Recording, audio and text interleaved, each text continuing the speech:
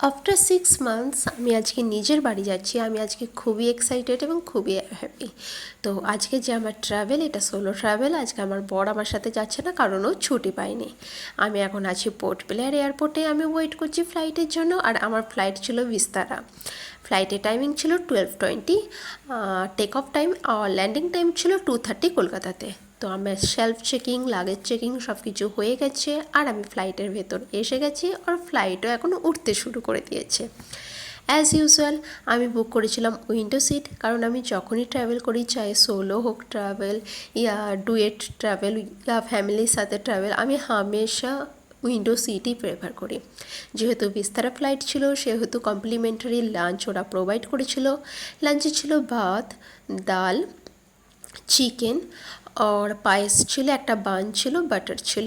আর লাঞ্চের পরে ওরা টি অ্যান্ড কফি অফার করেছিল। আমাকে যেহেতু চা খেতে খুবই ভালোবাসে, তো আমি তো লাঞ্চের পরেও চাটা মিস করিনি।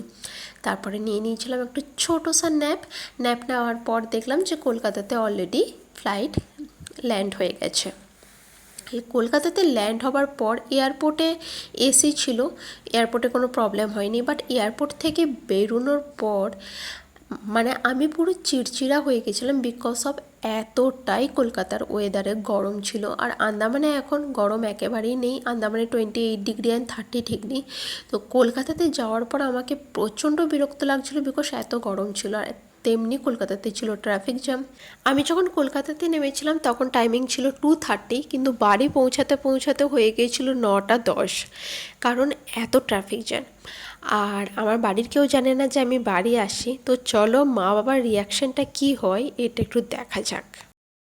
तो अभी मैं आ गई हूँ घर।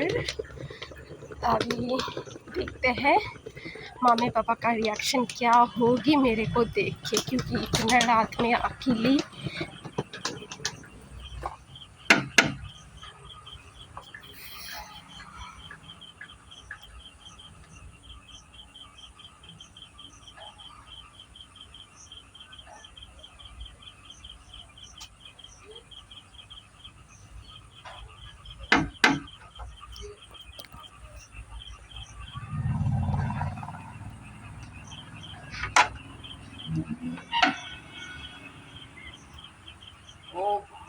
কে চিনতে পারছো?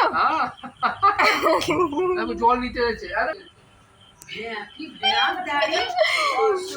আমি একাই এসেছি। হ্যাঁ হ্যাঁ সত্যি, বিপ্রজিৎ আসেনি, বিপ্রজিতের সেলিং আছে। মানে এই ড্রেসে তার ওখানে তুলেই না।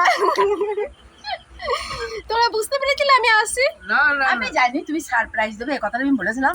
ওকে আমি বিশ্বাস করতে পারি না। এটা ঠিক ভালোই হয়েছে।